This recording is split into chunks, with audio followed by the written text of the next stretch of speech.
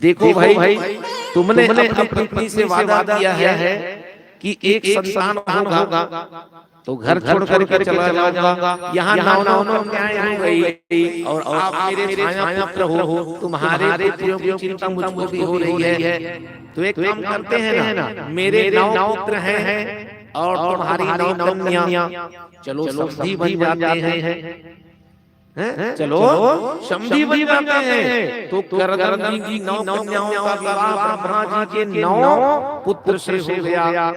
अनुसुईया जी का विवाह अत्रि ऋषि से हुआ, ख्याति का विवाह भृगु ऋषि से, कला का विवाह मरीचि से, श्रद्धा का विवाह अंगिरा जी से। ऐसे 9 कन्याओं का विवाह ब्रह्मा जी के 9 पुत्र से हो गया।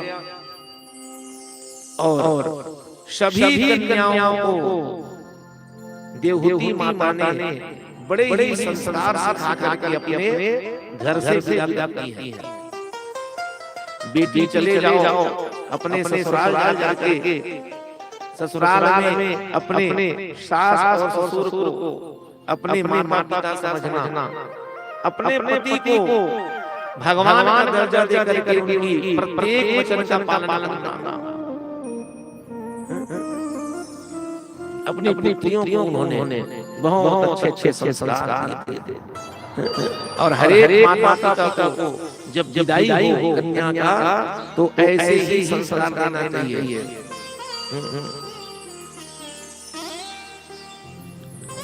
अपनी जेठानी को बहन समझना और देवर को अपना भाई समझते हुए हर एक जितने ससुराल में जो लोग रहते हैं, सास ससुर ननद देवर देरानी सबको प्यार देना, गौ माता की सेवा करना, पति के प्रत्येक वचन का पालन करना। पति ही तुम्हारा देवता है, उनका उनके हर एक वचनों को सिरोधार्य करके जीवन यापन करना बेटी। ऐसा कह के देवहूति जी ने सबको विदा किया और विदाई जब होती है तत्पश्चात घर में करदम ऋषि रहते हैं, देवहूति और कश्यप मुनि। अब कुछ समय के बाद करदम ऋषि कहते हैं, देखो देवहूति 9 कन्याओं का विवाह हो गया और अब मैं घर छोड़ करके जाना चाहता हूँ। तुम्हारे घर भगवान भी आ गए हैं, कपिल भगवान भी आ गए हैं, तुम्हारे जीवन को यही सुधारेंगे।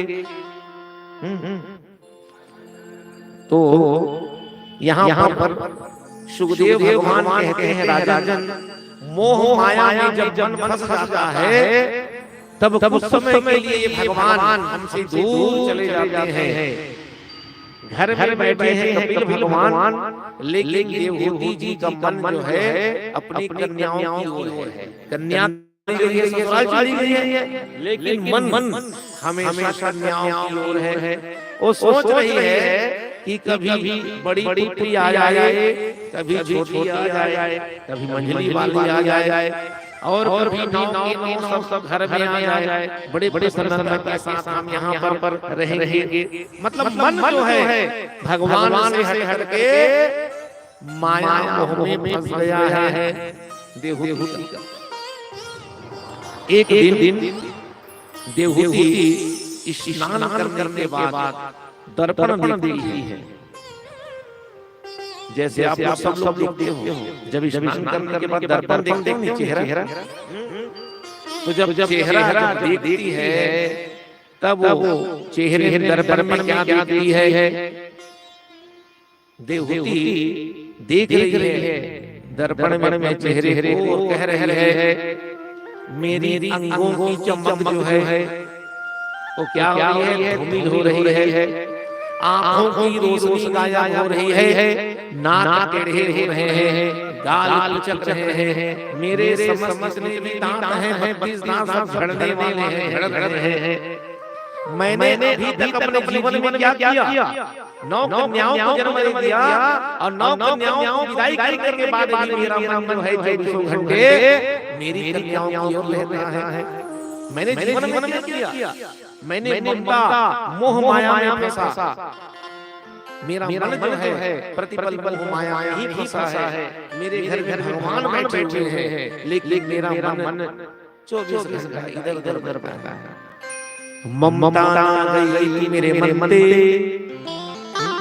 ममता तू न गई मेरे मन ते, पाके सजनम के साथी और लाज गई लोकनते। लोग मुझ हंसेंगे, इतने बड़े संत ऋषि महात्मा की पत्नी आज मोह माया में फंसी है। तन थाके कर कर मन लागे, तन जो है शरीर कांप रहा है और ज्योति गई नयन ते, आंखों की रोशनी चली जा रही है, शरीर जो है कंपन हो रहा है, शरीर कांप रहा है।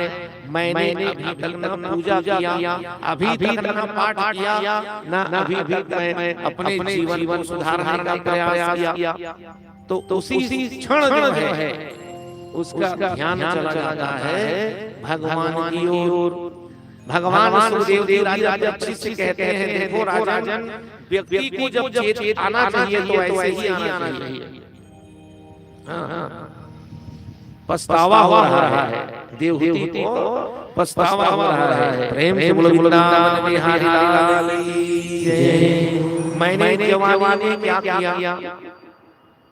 मैं जवानी में कुछ नहीं किया, बुढ़ापा आ गई, सब कुछ ढल रहा है, अंगों की कांति ढल रही है, धूमिल हो रहा है, आंखों की रोशनी चली जा रही है। मैंने जीवन में क्या किया? तो यहाँ सुखदेव भगवान कहते हैं, राजन जो भी काम करना है हमें जब हाथ पैर सही सलामत हो तभी हम करना चाहिए। तीर्थ करो, व्रत करो, पूजा करो, पाठ करो, भगवान का नाम बचपना से ही लेना शुरू कर दो। हो कीर्तन कर लो जवानी में, बुढ़ापा किसने देखा है। कीर्तन कर लो जवानी में, बुढ़ापा किसने देखा है। कीर्तन कर जवानी में, बुढ़ापा किसने देखा है। कीर्तन कर लो जवानी में, कीर्तन कर लो जवानी में, बुढ़ापा किसने देखा है। कीर्तन कर लो जवानी में, बुढ़ापा किसने देखा है। कीर्तन कर लो जवानी में, बुढ़ापा किसने देखा है।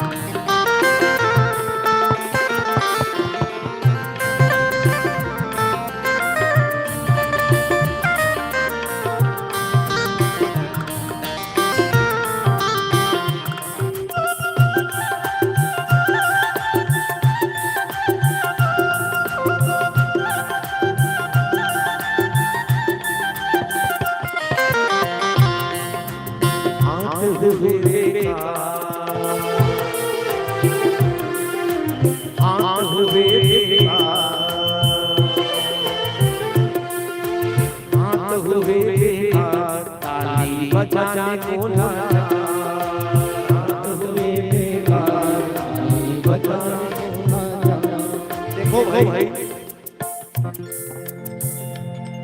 अभी हम जवान है ना, जैसे जवान ये मत सोचना ये कथा पूजा भागवत कीर्तन ये जिन बात है ये बुढ़ापा के जवानी में सब पूजा पाठ करना, ध्यान करना, भागवत की कथा सुनना, बुढ़ापा होते हाथ हुए हाथ हुए बेकार, ताली बजाने को लाचार,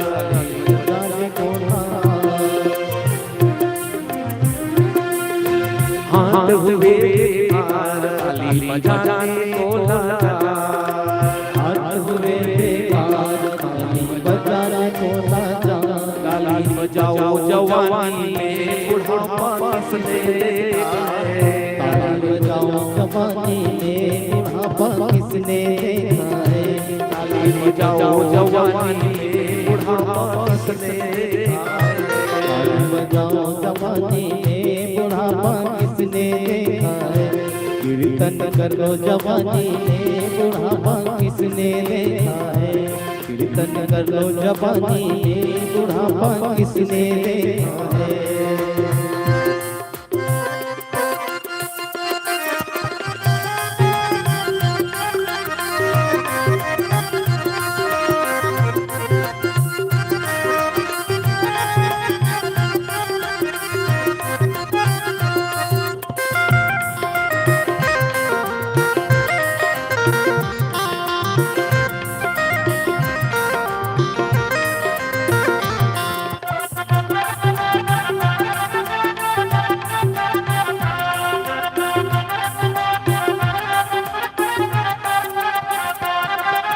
पाए हुए बेकार,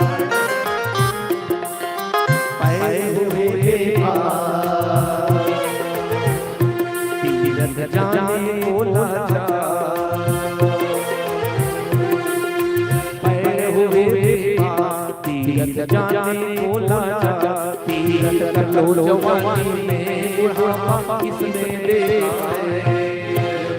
जवानी में बुढ़ापा किसने देखा है।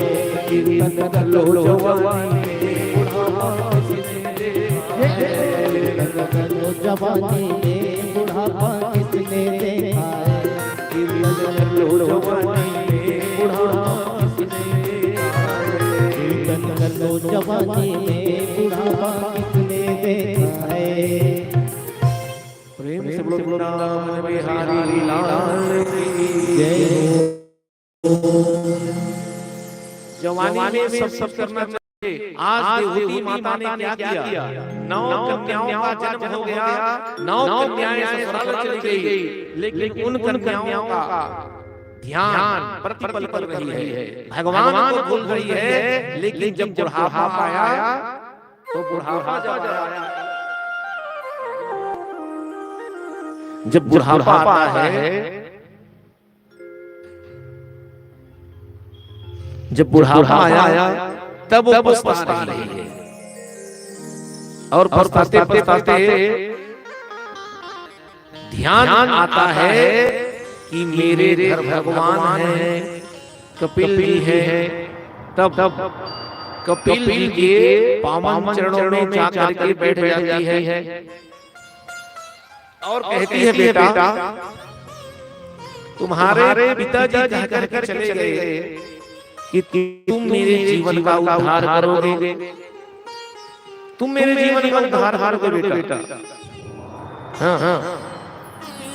तो मैं आपके पावन चरणों में बैठ गई हूँ और तुम ही बेटा मेरे जीवन का उद्धार करो। मुझे मुक्ति कैसे मिलेगी, भगवान का प्यार कैसे मिलेगा, भगवान सहारा कैसे मिलेगा, भगवान में कैसे पहुंचूं। ऐसा रास्ता बताओ बेटा। मैं आज सब कुछ छोड़ के मोह माया के बंधन को तोड़ करके सिर्फ एक मात्र तुम्हारे चरणों में आकर के बैठ गई हूँ। अब मेरे जीवन का उद्धार तुम ही सकते हो। यहाँ सब वर्णन करते हैं व्यक्ति को जब सचेत होता है, व्यक्ति को जब चेत आती है, जब चेतना होता है, तो देवहूति को जैसे आया वैसे ही आना चाहिए। सब छोड़ करके एक निष्ठ भाव, एक निष्ठ गुरु चरणों में आकर बैठ गई और अपने जीवन को मुक्ति की ओर ले जाने लिए भगवान कपिल से वह कहती है कि हे भगवान, आज से आप मेरे पुत्र तो हो, लेकिन आज से आप मेरे गुरु हो। और जब तक शिष्य में गुरु भाव नहीं आता, जब तक शिष्य में शिष्य भाव नहीं आता, गुरु से मिलता ही नहीं है।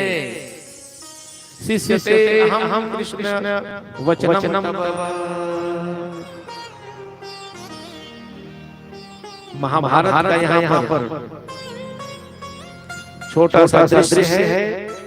भगवान सुखदेव जी कहते हैं परीक्षित, अर्जुन बहुत कमजोर था, पांडव बहुत कमजोर थे कौरवों से।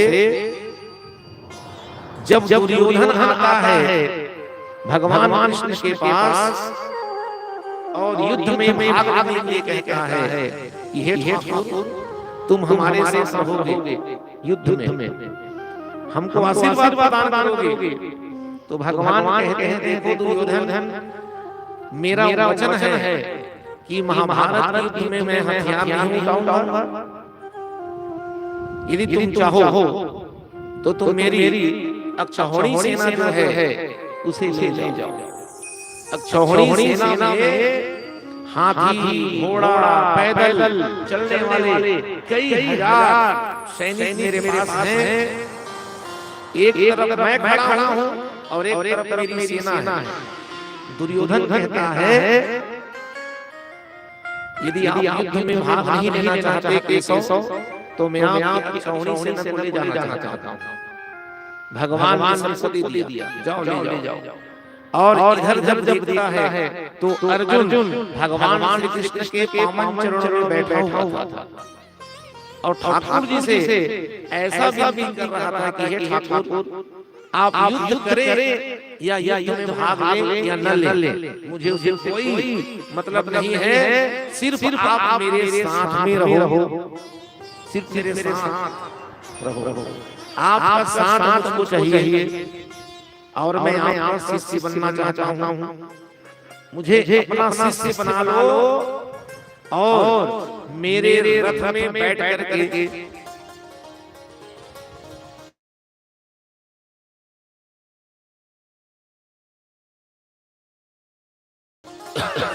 युद्ध के मैदान चलो। तो भगवान कहते हैं मैं तुम्हारे पिता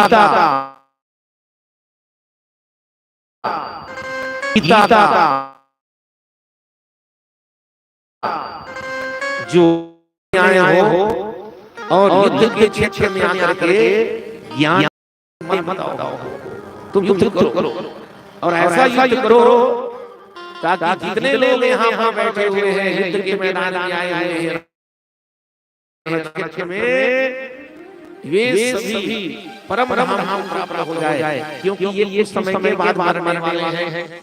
अर्जुन मानने को तैयार नहीं था तो भगवान ने गुरु भाव से अर्जुन के सामने विराट का दर्शन करवाया। प्रेम से विराट भगवान की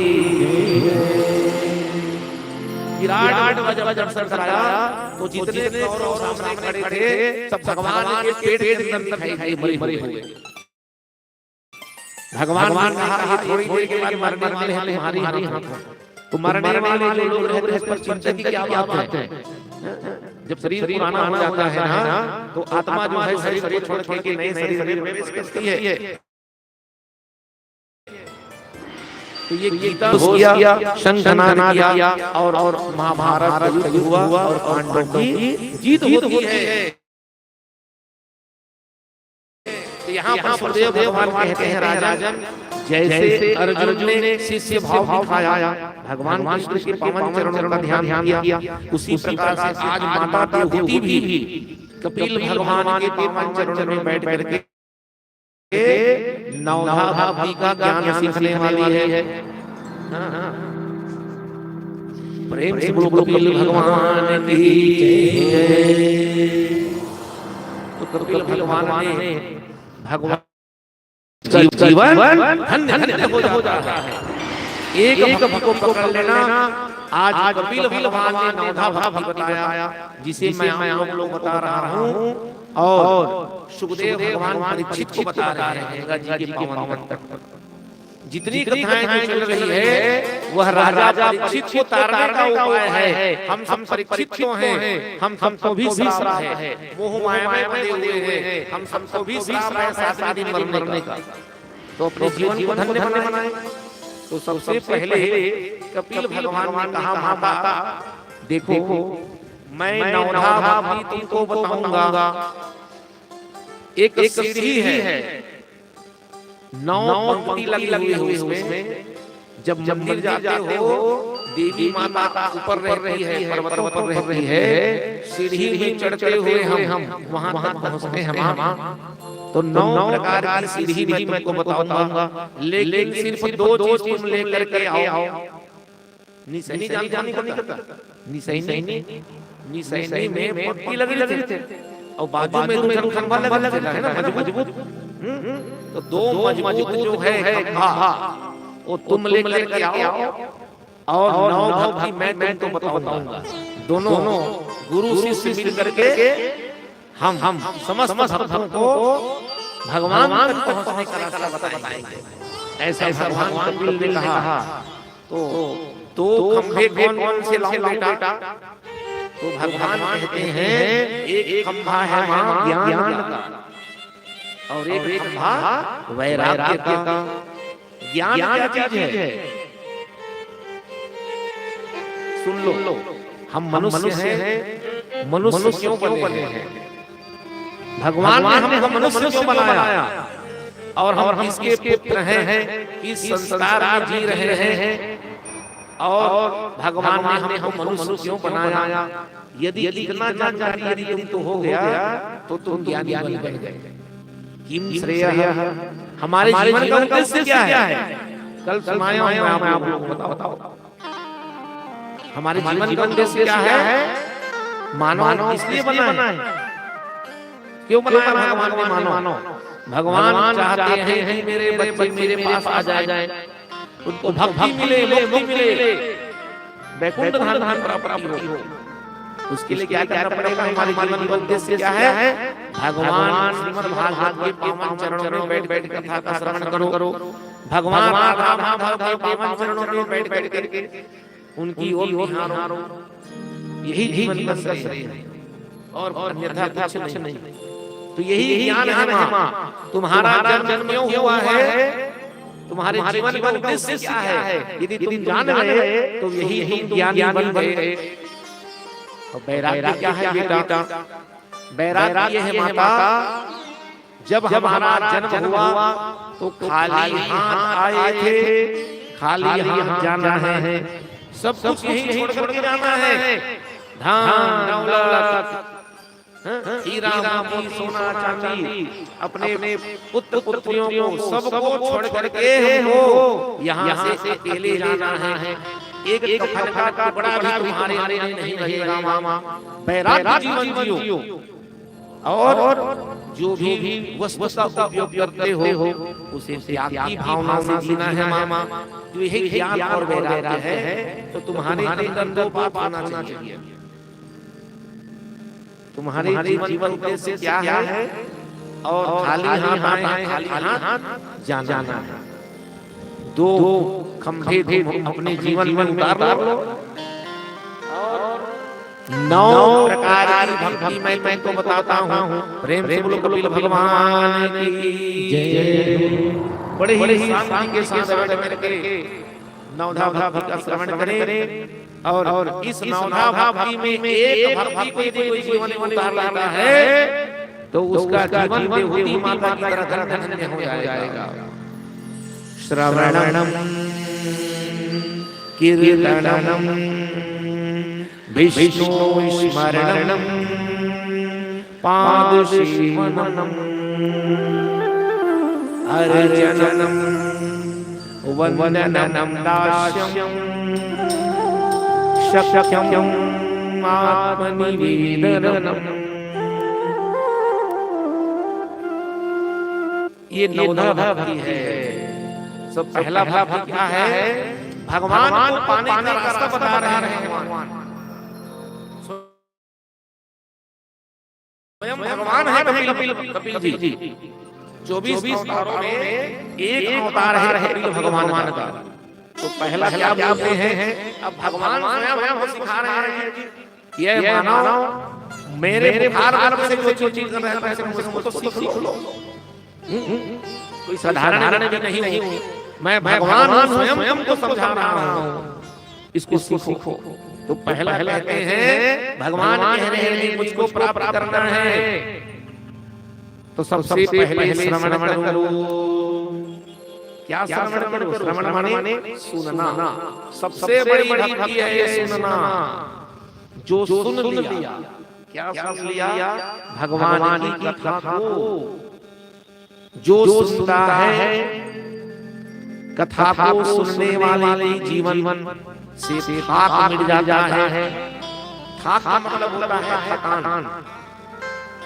जो कथा सुनता है उसकी थाक मिटती है और हमारी व्यथा भी मिट जाती है। व्यथा माने दुख, कष्ट, परेशानी। कुछ मत सुनो, भगवान की कथा का श्रवण करो, भगवान की लीलाओं का श्रवण करो, भगवान के जो धाम हैं उनका विचार करो, चिंतन करो। सबसे पहले श्रवण भी है भगवान की कथाओं को सुनने वाला। यही पहली सीढ़ी है, यही सबसे पहली भक्ति है, यही पहले सीढ़ी है।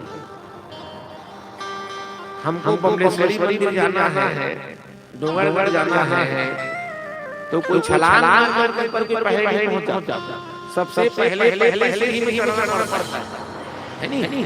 तो सबसे पहली भक्ति भगवान से प्रेम होगा जब हम भगवान की कथा का श्रवण करें, उसका चिंतन करें, उसका मनन करें और ध्यान से श्रवण करें। ध्यान से श्रवण मतलब ये है हमारी शरीर ही है लेकिन मन कहीं और विचर रहा है। ऐसा श्रवण नहीं, present body, present mind. Body जैसे यहाँ पर है ना हमारा शरीर, हमारा मन मस्तिष्क चित्त भी यही होना चाहिए। इसी पंडाल के अंदर महाराज क्या क्या बोल रहे हैं, एक एक शब्द को श्रवण करो, एक एक शब्द को जो श्रवण करता है भगवान ठाकुर जी देख रहे हैं, बहुत प्रसन्न होते हैं, ठाकुर जी कथा को श्रवण कर रहे हैं। तो पहला है श्रवण। और जब श्रवण हो गया,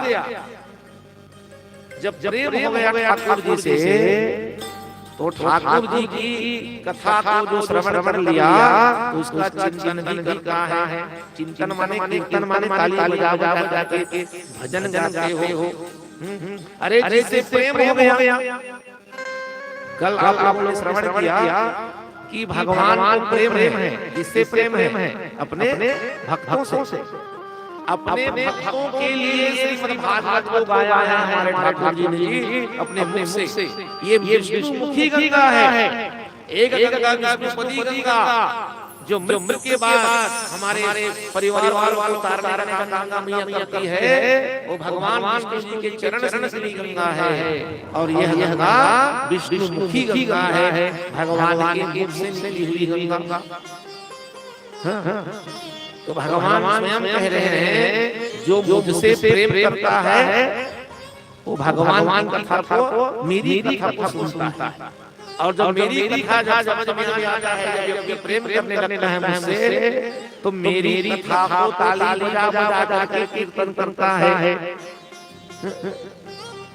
अभी किए हो ना, कीर्तन कर लो जवानी में, बुढ़ापा किसने देखा है। हाथ हुए बेकार, ताली बजाने को लाचार। कई लोग सोचते हैं भाई कीर्तन, ये सब भागवत कीर्तन सुनना, तीर्थ व्रत करना, ये तो बुढ़ापे का काम है। अभी तो हमारा उम्र नहीं हुआ है, अभी तो मस्ती करने का समय है।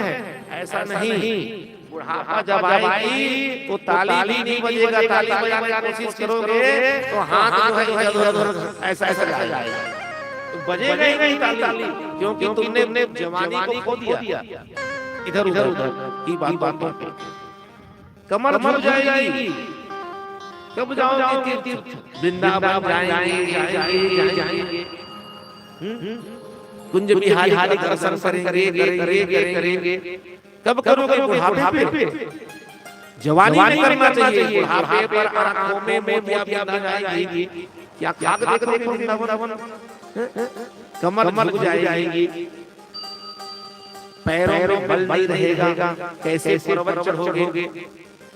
सब काम जो है युवावस्था में जब शरीर अच्छा साथ देता है, शरीर जो है शरीर में ताकत रहता है, तभी हम पूजा पाठ ध्यान तीर्थ व्रत कर लेना चाहिए। बुढ़ापा में कोई भरोसा नहीं है।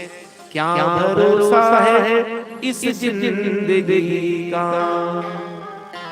साथ देती नहीं, साथ देती नहीं है किसी का। क्या भरोसा है इस जिंदगी का।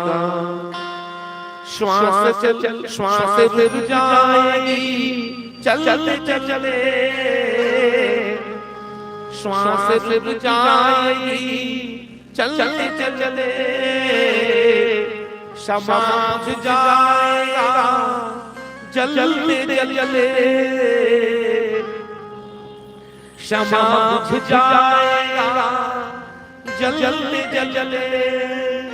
दम निकल जाएगा रोशनी का। क्या भरोसा है इस जिंदगी का।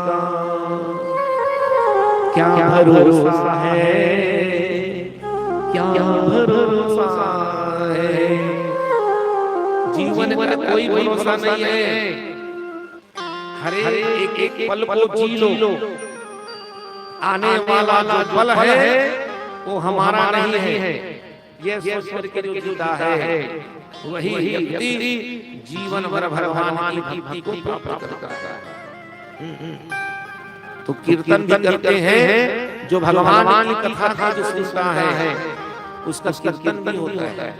जैसे जिससे प्रेम हो गया व्यक्ति उसके बारे में सोचता है। जैसे आप लोग माताओं बहनों से मैं चाहूंगा, छोटे छोटे बच्चे रहते हैं सबके घर में।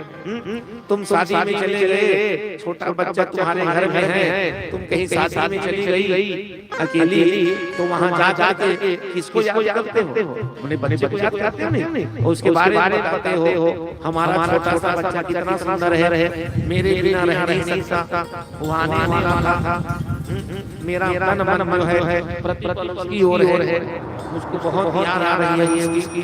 कीर्तन करते ना, कीर्तन माने याद, कीर्तन करते हैं तो जिसको जो पसंद आ जाए। ये दूसरी भक्ति प्रेम से वृंदावन बिहारी लाल की जय। तीसरी भक्ति है स्मरण, भगवान को याद करना, भगवान के नाम रूप लीला नाम को याद करना। मोहन भगवान की ओर देखो, कितने सुंदर भगवान है। भगवान की लीलाओं को याद करो। भगवान माखन चोरी कैसे किए, कैसे रास आए, जैसे श्रवण करोगे भगवान की कथा को वैसी वैसी दृश्य जो है दिखाई देने लगेगा नजरों में। और कभी कभी माखन चोरी की लीला को याद करोगे तो आपकी मुख से लार टपक जाएगा कि भगवान ऐसे ऐसे माखन आए हो। लीलाओं को याद करो।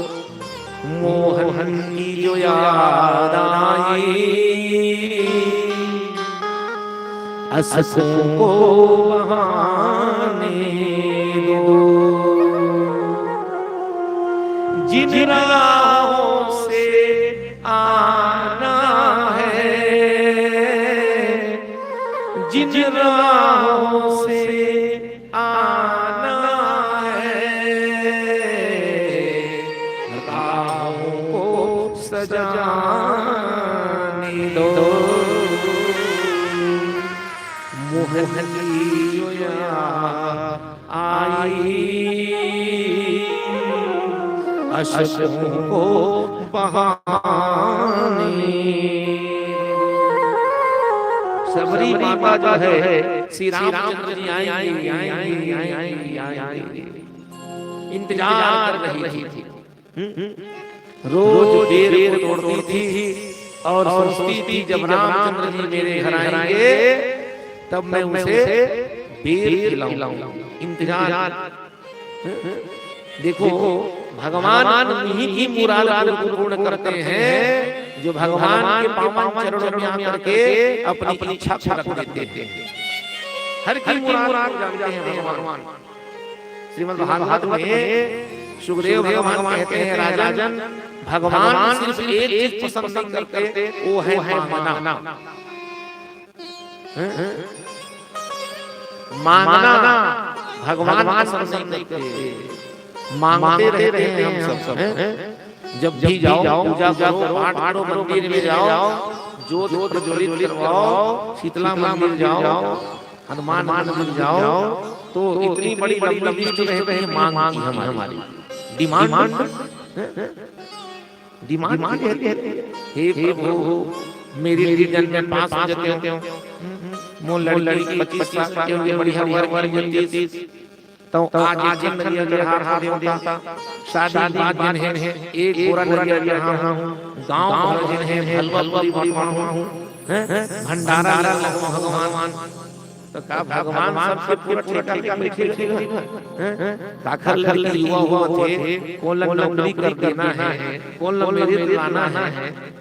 भगवान बोलते हैं कर्मण्येवाधिकारस्ते मा फलेषु कदाचन। भगवान सिर्फ एक एग्रीमेंट में रहे सबके लिए, मा फलेषु कदाचन, चिंता मत करो, फल देने वाला मैं हूं, सिर्फ कर्म करो। अपना तुम क्या करो, कर्म करो, मेरे पास आकर के मांगने की जरूरत नहीं है। भगवान कहते हैं यह छल है, यह कपट है।